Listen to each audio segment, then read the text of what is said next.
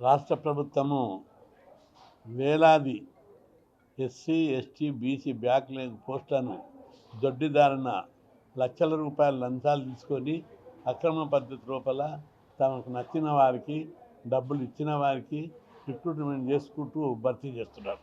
ముఖ్యంగా విద్య, వైద్య ఆరోగ్య శాఖ, ఎలక్ట్రిసిటీ, రెవెన్యూ, ఇంకా అనేక డిపార్ట్మెంట్లు.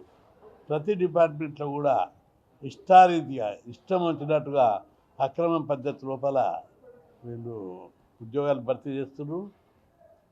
దీని మీద విచారణ జరపాలి.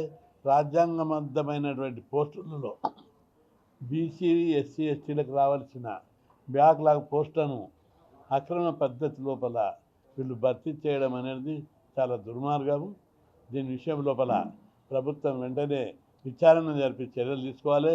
నిరుద్యోగ సమస్య రాష్ట్రంలో తీవ్ర స్థాయిలో ఉంది. మరీ ప్రత్యేకంగా ఎస్సీ ఎస్టీ బీసీలు నిరుద్యోగులతోటి ఆత్మహత్యలు చేసుకుంటున్నారు.